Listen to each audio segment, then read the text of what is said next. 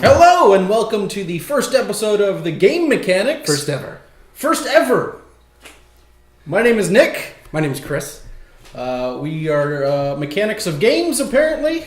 We like game mechanics, and we are not a game mechanic. I have my name on my shirt, though. I don't have my name on my shirt because I can't find my name on my shirt. I must be a mechanic then. Yeah, you're the mechanic. Well, this month is October. Yes. In case you didn't know, it is. And do you know what happens in October? Oktoberfest.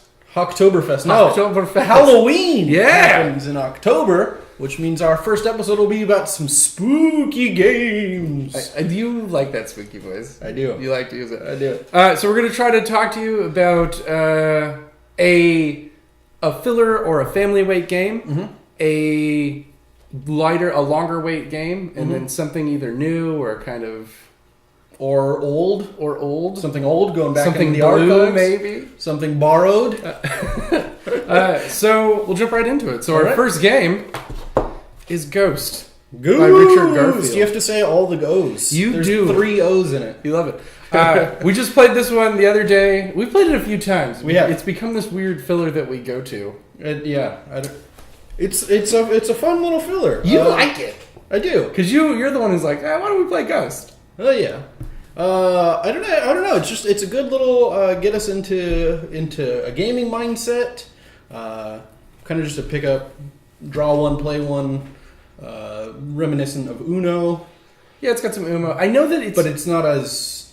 There's this game that I can't remember what it's called. It's like Pigs and something, or it's a Pigs in a blanket? Pigs in a pile, I think. Pile of pigs or something like that. I don't not like this game. Okay. But this game does one thing that I don't... And it's a filler, so it's okay. It gets away with it, and I don't care. But there's one thing I don't like in games is where I feel like... Where I win, and I don't feel like I've done anything to deserve that win. There's no strategy to it. I mean, I'm sure that someone would be like, there's a strategy to Ghost. But I haven't... I mean, maybe some, like, mild strategy in, like... Oh no, I'm not going to play this double because I don't have a card to follow it up with. Right, but it's pretty much like these are the order I should play things in. Or I'm not going to play this 13 because then... Or I'm not going to play this Scooty because then Graham will have an easy play. An easy play. But I don't know. It does that. And I don't like that about games. And this, like I said, it's filler weight. You know, it plays in 15 minutes. So I don't mind the I won! Yeah. By chance! By complete chance! Yeah. It also does this other thing that I don't really care for, but it's a filler, so it passes.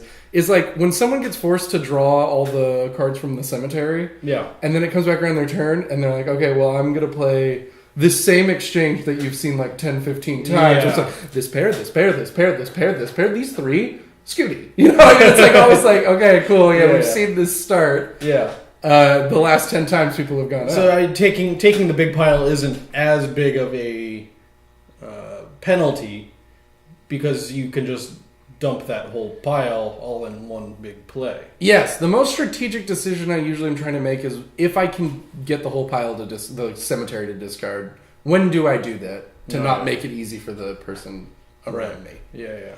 But I mean, it is just what it is. For a light family weight game, it's this Richard Garfield goofy it plays lightweight game. Ages 8 and up, which I mean I think an 8-year-old could have fun with it. Yeah, and I do prefer it to the way people play Uno now. Yeah, which is just like first one out. Like if you're gonna play something like that, like I like Uno with points. You know what I mean? I'm a stickler. I like it with the point values. But if I'm just going to play it like that, the kids in the hall, high school Uno, then I'd rather play Ghost. Yeah, it's it's simple enough that you can teach it really quick, but there's still a little bit more complexity to it than Uno. Right. Like there's the whole mansion pile. Right. So there's a little bit more to it than just playing Uno. Plus the theme, the artwork is really great. Yeah. Ghost. Fun game. Fun game. I don't know that... I mean, I wouldn't recommend it, but if you ended up with a copy, because we got this out of our friendly local game shop, Shuffle and Cuts mystery box. Yes. So it was like it was a happy surprise out of the mystery box. Oh yeah. I'm not kicking it out of bed, but I'm not like. I think it's the game from that mystery box that gets the most play. No, wait, didn't Galaxy Trucker come out of that? It did. Well, I think Galaxy Trucker is the best game from that box. We But played this Ghost one- more. Yeah, yeah. that's true. All right. Ghost by Ghost. Richard Garfield. Play it. Play it if you can get your hands on it. Don't go out and buy it, though. Yeah, don't look for it. Don't look for it. If that's what you took away from our review of it, no, don't go hunting for Ghost. Yeah. I But if you stumble across it at a game shop or a Target or something, yeah, it's fine. and you've got 20 extra bucks to spend, And it's got that can't be 20 ELO bucks. style of like cute, fun Yeah. art and stuff. It's a good looking game. All right. Next up, Next up, our new game of the. I guess this month. It came out last month, I think, actually. But Betrayal at Baldur's Gate, which is a new release as of this recording, which is October 2017. yes. This is a unholy marriage, and I just wanted to say that because it's Halloween. No, but this is a marriage between Baldur's Gate setting for D&D and video games, and a old classic. Well, I don't know how old it is, but it's a classic game by modern game standards now, which is Betrayal at the House on the Hill. And this basically takes Betrayal at the House on the Hill and paints a little D&D right over it with some in-jokes and stuff, and has you go into town trying to run around Baldur's Gate. Yeah. What do you think of this? We got to play it. Yeah. And we played a few rounds of Betrayal at the House on the Hill. Yeah. Enough that I remember enough about it. I don't really like Betrayal at House on the Hill. Right. And for me, this game, while it does fix some of the janky parts of that, it doesn't fix the parts that I don't like. Sure. And so really it's just playing Betrayal, but now with a D&D theme rather than just a generic haunted house theme. I was really excited to hear about this game because what I kind of heard about is that, oh yeah, there are these moments where you're doing like more combat stuff while you're exploring and all these kind of fun ideas. And I like D&D more than generic horror settings. So I was like, okay, and Baldur's Gate is weird. So I was excited to try it. Yeah, so the complaints, right? That the haunt's always weird. Yeah. That some of the rule mechanics are not as well explained as you'd like. Now, this is miles better Oh, yeah. than Absolutely. Betrayal House. Well, and I do like the haunt. The one we played at least there was more to it than just go kill the bad guy. Yeah, it didn't feel Like there was like a whole like little quest that we had to do. Right.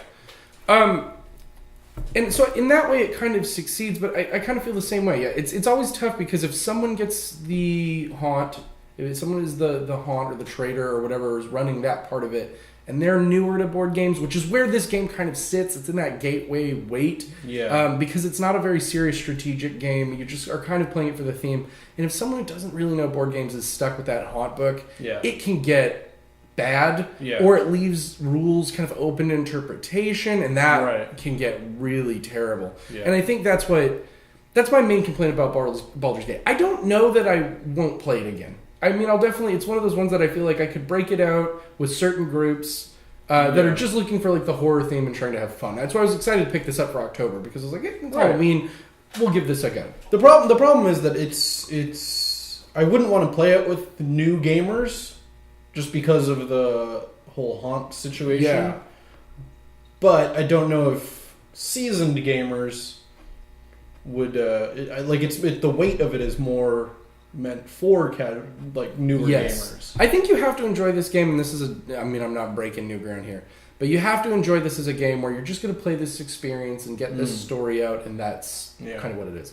This game, unfortunately for me, has the problem that it's built on the legs of House at the Hill. Mm-hmm. And I feel like they didn't experiment with that enough. Because every time I play Betrayal at the House on the Hill, I go in that exploration phase and I kind of like it. Yeah. And then it gets to the haunt, and I don't like that slow down to trying to figure out the new part of the game. I hate that part. But then when it gets into the haunt, I liked the haunt that we were doing in this, which by the way, why are they still calling this a haunt? Right. It definitely should be called the quest or something. Something like that. Because it doesn't make sense for it to be a haunt, but whatever.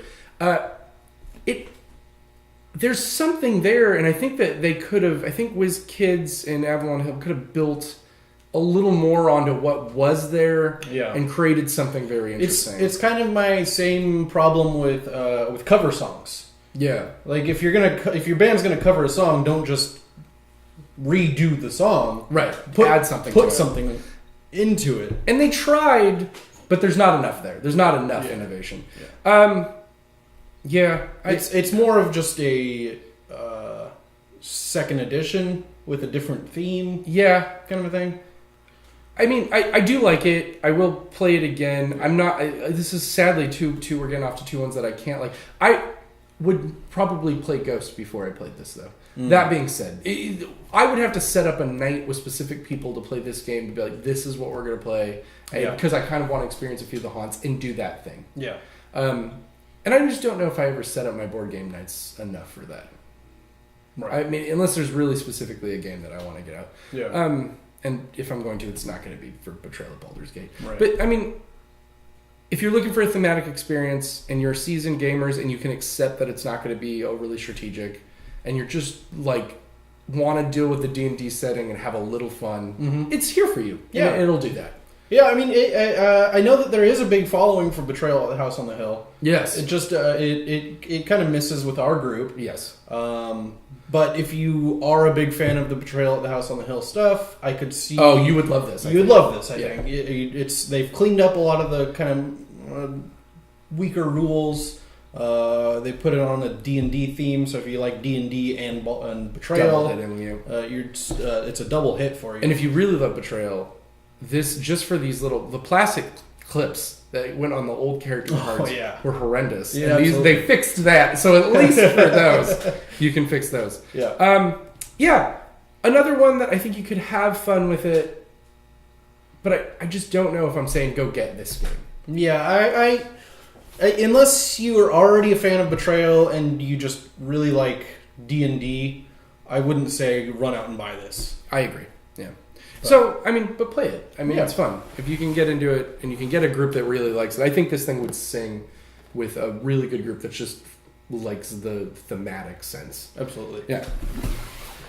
Which is going to bring us to our last game and my favorite Halloween game. Fury of Dracula.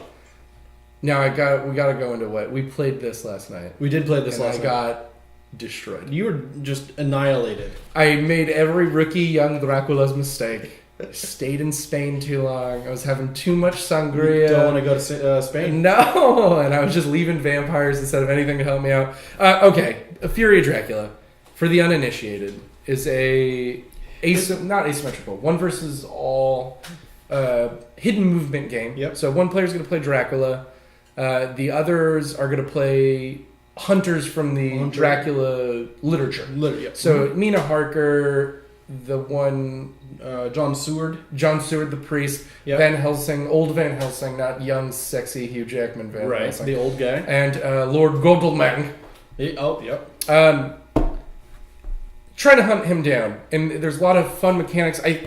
This is a very Fantasy Flight game, so the component quality is great, right? But there's so many tokens. There's a lot of tokens, and there's a lot of intricacies to rules. Yeah. So this is... And the insert is garbage. You just throw it out. But this might be one of my favorite Fantasy Flight games. And I have Battlelore, and I have Rex, and I have some Fantasy Flight stuff. Yeah. I have New Angeles, and that might be close. But anyway, that's not a Halloween game. But I think that this one, as opposed to the other two, Ghost is not spooky. No. Betrayal at more of a cartoony. Baldur's Gate wants to be spooky sometimes, but it's more like grotesque. It's not like eerie. Yeah. I really dig Fury of Dracula for that. Yeah. I think it hits that more than anything. Oh yeah. I mean, as Dracula, you're scared that people are going to find you and kill you. Yeah. And as the hunters, you're scared that he could pop out of any corner and murder you, sick his pack of vampires on you, or rats. One thing that I think this game does really, really cool that other hidden movement games like Letters Whitechapel or Spectre Ops do. I like that, like you said, Dracula's scared in the beginning. Like if they corner me, I'm dead, which is what happened to me yesterday. But I think as it goes on, as Dracula, you start feeling a little tough, like a little more tough. Like it gets that idea, I'm kind of Dracula. Yeah. I'm running around this European continent. They can't even find me. They can't find me. I'm birthing vampires. You know what I mean? When you're really going as Dracula, or you get into those later weeks, it really feels like, I'm a badass. I'm Dracula. I'm a badass. And I think that this game is really fun in that way, that it kind of has that journey for Dracula. Right. And I love watching the hunters gear up and be like, yeah, we can take this asshole. Yeah. I think that's a fun, because you get a point when you're playing Dracula, because I've only played the Dracula side, because we haven't played it consistently enough with the same group of people to where I feel like I can baton pass that off yet. Right. But I do feel like it's fun to watch. There's eventually a point where all of the hunters are like, no, let's go kick this guy's shit in. Like they get to that point where they're like ready to go fight Dracula. Yeah, exactly. And I think it's a fun moment in the game that gets created every time. Yeah. In a different way. Thoughts? When we first played this, I didn't like the combat system. Yeah. Because it was just too rock, paper, scissory for me. Right, and we had that one rule mistake. But we did have a rule mistake. Where I wasn't I forgot that you guys pick your cards back up. But, now that I've gotten used to it, it's, I wouldn't say I like the combat system, but it's definitely... I see that there is more strategy in it than just, I'm going to play this card and hope you play something that it counters. I love that most fantasy fight games come down to like dice checking. Oh yeah, a lot of times, and there's no dice in this. So for me, the combat, I agree with you. There's sometimes where it's like I just don't have good items, or I've been stocking up to deal with encounters, so I don't have combat items, and it's just kind of like, okay, well, I'm just screwed. I think that this game, at least it doesn't come down to like, okay, well, Dracula does this, and then you roll dice, and you know what I mean? Like, it didn't do that. So I have to give it credit just for that. Yeah. I really do think it's at least interesting, if not a little weird sometimes, where it feels like, oh, I want to stay and fight, but he just runs away. You know what I mean? Like, because I didn't have a card. But man, do I like this. Even getting my ass kicked yesterday, I was like, man, I'm looking forward to the next time that I will get a group together to play Fury of Dracula. Right. And this is the bummer of Fury of Dracula, though. The slight bummer. It needs 5. Yes. I mean, Letters from Whitechapel, I think you could play it 2 and have a good time with like one person playing Jack and the other one playing all of the police. I think that game's probably best at 2, honestly. Okay. Because there's not enough going on for the police for all of them to be there. It's just a big group think experiment. Yeah. As opposed to where this, you have a character, you have stuff you're trying to do. Sure. Well, I mean, there is... like last night, you guys, you were Dracula and trapped off in Spain, while I was all the way over in Estonia or something like that. Yeah. And I couldn't get over there to really help with the combat. So I was. You couldn't help with the combat, but you were doing that. You had the unlucky roll yesterday of like, well, if he walks out of Spain, I need to be there to beat him up. Like that was like your roll sitting there, which is not the most fun roll. No. When all the fighting was going down. And once you are all stocked up, then night phase is just like, okay, I guess I'll pass. Yeah. You gotta, When I've got all my train tickets. Take a new ticket, but if I have ones that I want. I guess, and you guys played a lot better, but getting a train ticket at night means you should almost exclusively be traveling by train during the day to cover more ground. So like you should be able to pull up tickets, you know what I mean? Yeah. Or if you know you're going to pull a ticket, problem is when you have like those 2 really great tickets and you're like, I can get anywhere I want on the map right now. I don't really want to burn either of these just to move. Yeah.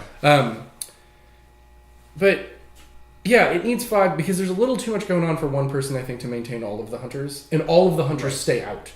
You don't lose hunters when you play with less people. Oh, okay. So it's always plays with that amount. So it always plays with 4 hunters. Yeah. And I think for me... How does that work in a 3-player or 4-player game? They just like group... The group like chooses what to do with that last hunter. So I think that... I guess maybe you could probably get away with playing it. I'd like to try to... I don't know if I'd want to play it with 3. 3 with 3, so each person has 2 hunters. I could see playing it as a 2-player game. Yeah, just a lot, though, I think. It'd be a lot. Remembering, like, this is Godelmang's items, this is Seward's items. Like, it would just be, I think... It'd be a lot to manage, but it'd be doable. Yeah, but I think that if you're going to do that, I think Whitechapel's a little better of a game to be, like, just to 2 players. Probably. But this one, if you've got 3 or 5, I think you're probably in a really good way to bust this out. Now, the bummer about this one. Here's the bummer. This is the one that I would highly recommend. Yes. Mechanically, I think this game's sound. I think it's really, really fun. Even with its like weird kind of combat stuff aside, I think Fury of Dracula is an excellent game. Well, and this is the third edition. Yeah, this is the third edition. Which the first two editions had some issues. Right. And this is universally loved as like the best one. So the bummer of this, it's impossible to get a hold of now. Right. Well, and if you are going to get a hold of it, do make sure that you're getting the third edition. Get the third edition. Make sure that you're like fight to find a good price on it. Basically, what happened is Fantasy Flight let the rights expire to the game, and Games Workshop basically said we're not going to make the game anymore. So right now, Fury of Dracula is like in this weird limbo where basically what's been made of it is what is out there. Mm-hmm. So you can like go hunt at retailers like Barnes and Noble and stuff that don't know the value of it and like maybe run into it. But it is tough to get a hold of this game for anything less than a couple $100 on a secondary market. Wow. Which is too much for this game. Yeah. I really like this game, and I could recommend it. Even this game's only like a $50 game, $60 game, I think. And I could say, like, if you can get away with spending a little more money on it, like at an $80 game, this is still a good game. It's got quality minis, and there's enough there that you can play it and have a good time with it. But at a couple $100 now, it's not enough. For over $100, I wouldn't do it. Right, it's not. It's not that beautiful. It doesn't have that much going on. Right. But I do highly recommend it. If you have a friend who has it, play the crap out of it. And this is I think your best bet for Halloween. I think you dim the lights. Oh yeah. Just throw on a little eerie music. Get some garlic. Yeah, just eat some heavy garlic pasta. But I think you can get into this and have a really good time and have that eerie sensation of, oh, Dracula could be right behind my back and ready to stab me. Or the sensation of, oh my god, if these hunters catch me, I'm going to die. Yeah. And I really love it for that. And I think this is one that I would almost never see myself getting rid of out of my collection. Yeah, it's a well done. It's a well designed game. And yeah, great theme, great artwork. The artwork at Fantasy Flight, typical really bitchin' artwork. Yeah, they have good artists. Yeah. Not like other companies. Like Ethnos. Oh, Ethnos. Don't even get me started. Come on, Cool Mini. Guys, that has been the Game Mechanics. Thank you for coming in. Thank you for watching, and yeah, we hope we introduce some stuff. Come back with us next month when I think we're going to look at trains. Aha! Yeah, transportation themed episode. Transportation themed. For the new year. Okay. Or maybe we should do an all fireworks episode. Oh, that would be a good 4th of July one. Oh, we'll save that for 4th of July. I'm Chris Staniver. I'm Nick Handley. And this has been the Game Mechanics. Thank you.